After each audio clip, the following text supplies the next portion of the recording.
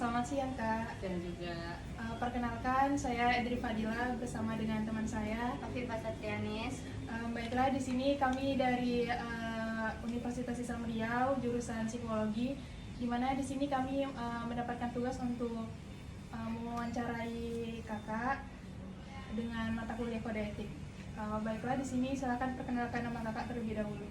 baiklah, perkenalkan nama saya Florentina Nancy. Saya bekerja di PT Manora Prima Sejati Pekanbaru sebagai admin HRD.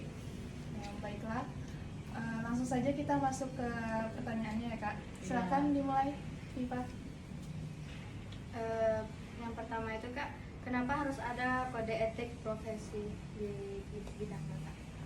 Yang pertama itu kode etik profesi kan sangat diperlukan bagi setiap bidang, bukan hanya di HRD aja, tapi melainkan di bidang-bidang lainnya juga. Karena kode etik profesi itu merupakan salah satu pedoman bagi kita sendiri untuk acuan menjadi hal utama, karena melalui kode etik profesi itu aturan untuk kita ke depannya menjadi privasi antara si profesi dengan klien. Sama kita seperti psikolog juga kan, sebelum mewawancarai orang kita harus meminta persetujuannya dulu bukan? Jadi informed consent kayak gitu. Jadi HRD itu juga memiliki kode etiknya tersendiri, kode etik antara HRD dengan karyawannya, seperti menjaga privasi karyawan tentang gaji, tunjangannya, ataupun privasi-privasi lainnya, terkait juga privasi tentang perusahaan. Jadi kita harus, seorang HRD itu harus mampu menjaga rahasia tentang perusahaan dan karyawannya sendiri. Berarti harus bisa menjaga ininya Kak? Iya. Rahasia gitu. Iya. Baik Kak. Terus menurut Kakak kenapa jika staf HRD atau seperti Kakak ini kenapa gitu kiranya bisa melanggar kode etik yang ada gitu? Karena yang penyebabnya salah satu itu tidak ada sikap profesional antara HRD ataupun karyawan yang lainnya. Bisa jadi kan selama seperti ini, salah satu kode dalam perusahaan itu biasanya dilarang menjalin hubungan antara sesama karyawan. Jadi kadang kita kan nggak tahu juga nih tentang perasaan seseorang kan, jadi kita nggak bisa handle itu kan. Misalnya kita suka sama yang lain, itu otomatis sudah melanggar kode dalam perusahaan. Nah itu harus kita handle. Jadi tidak adanya sikap, kebanyakan orang ataupun kebanyakan karyawan tidak adanya sikap profesionalisme dalam bekerja, jadi mampu untuk melanggar kode-kode etik dalam perusahaan. Karena kurangnya sikap profesional antara sesama. Iya, betul sekali. Selanjutnya Kak, kenapa staf HRD sebagai profesi harus memenuhi kode etik dalam tugasnya? Karena yang satu itu dia itu bertanggung jawab. Terus yang kedua untuk meningkatkan produktivitas dalam bekerja, untuk menunjang karir kita sih ke depannya. Kan memiliki tahapan-tahapan nih. Yang kode etik dalam bekerja itu kan kita harus jujur, mampu bertanggung jawab, komitmen dalam bekerja. Nah kalau tiga ini aja kita mampu memegang komitmen ataupun kode dalam diri kita sebagai karyawan, otomatis itu mampu untuk meningkatkan jenjang karir kita ke depannya. Misalnya nih dari admin, karena dia mampu memegang 3 tahap ini, dia akan dinaikkan di tahap berikutnya, bisa jadi sebagai manajer atau apa kayak gitu, sekretaris bisa jadi.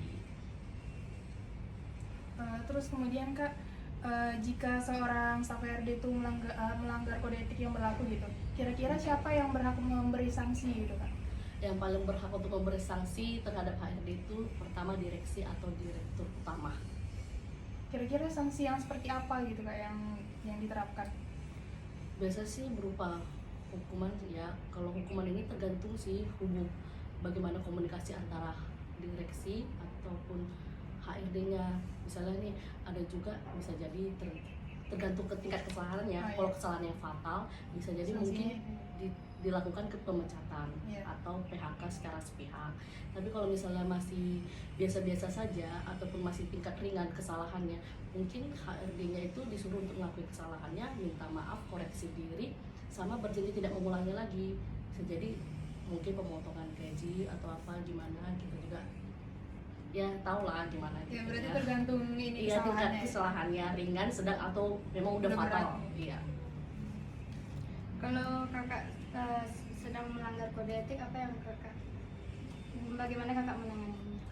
Kalau saya sebagai admin HRD itu yang pertama itu mengakui kesalahan, terus minta maaf sama siapa yang udah sama siapa kita melakukan kesalahan.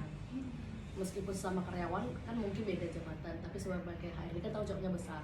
Otomatis saya minta maaf nih, misalnya ada kesalahan dalam memasukkan gaji atau apa, saya minta maaf kepada mereka, mengakui, minta maaf, terus berjanji koreksi aja, nggak akan mengulangi hal itu lagi, karena kan jadi pelajaran untuk kita ke depannya. Iya. Bertanggung jawab Iya. lah gitu kan. Terus kemudian gimana sih cara kakak menerapkan kode etik yang berlaku di pekerjaan kakak saat ini gitu? Yang pertama itu mengikuti aturan dalam perusahaan, baru yang kedua itu mampu melakukan kode etik tersebut, menerapkannya ya. Ya. Seperti misalnya datang tepat waktu, pulang pada waktunya, jika lembur maka lembur, terus menghargai orang yang lebih tua di kantor. Yang ketiga, bersikap sopan sama berpakaian rapi sesuai aturan kantor. Mengikuti aturan yang ada. Iya. Kalau menurut kakak, kenapa di setiap pekerjaan kakak itu diperlukan suatu kode etik? Karena merupakan itu kembali lagi aturan yang harus kita taati dan secara tertulis. Seperti kayak kode etik itu menjalin juga hubungan antara kita dengan masyarakat yang lain atau klien ataupun karyawan. Jadi kalau nggak ada kode etik ataupun aturan-aturan, maka kita bisa sesuka-sukanya. Sementara itu harus yang kita jaga dan kita harus hormati. Harus ada aturan yang berlaku. Iya. Terus gimana cara kakak meningkatkan kualitas kinerja yang ada untuk kedepannya gitu kak? Pertama, menaati aturan, kembali lagi menaati aturan yang ada di perusahaan. Yang kedua, mampu membantu mewujudkan perusahaan untuk mencapai visi misinya. Itu aja. Apa saja masalah yang dihadapi dalam upaya meningkatkan kinerja profesi kakak? Paling kalau upaya dari kinerja sebagai HRD itu tidak ada, mungkin kinerja dalam meningkatkan hubungan HRD dengan karyawannya. Yang pertama mungkin kita nggak tahu juga alasan karyawan kenapa misalnya telat datang. Iya. Kadang ada yang nggak mengkonfirmasi atau ada yang memberi konfirmasi. Mungkin di situ aja sih cara meningkatkan kinerja bersama-sama, bukan hanya sebagai seorang HRD aja. Terus ini pertanyaannya kak, apa yang menyebabkan seorang staf HRD itu melakukan pelanggaran kode etik? Kembali lagi Penyebabnya. itu karena tidak bersikapnya profesionalisme antar HRD aja. Bisa jadi karena masalah pribadi di waktu dalam pekerjaan. Jadi kadang kita harus nih bersikap baik sama sopan kan di kantor. Sementara karena ada masalah pribadi, kita bisa nih sampai emosi ke karyawan yang lain. Karena itu kan udah melanggar juga kode etik, Iya. membawa masalah pribadi ke dalam kantor. Itu ya. Terus mungkin yang untuk yang terakhir kak, pesan-pesan kakak gimana gitu caranya untuk meningkatkan kualitas kerja, terus gimana cara kita tuh tidak melanggar kode etik, meningkatkan agar kita tuh selalu melakukan menaati kode etik yang berlaku gitu kak. Ya. Kalau sarannya sih, yang pertama kita harus memiliki rasa tanggung jawab dulu ke dalam diri sendiri kita. Iya. Mempunyai rasa kalau misalnya kita harus tanggung jawab sama pekerjaan kita tersebut.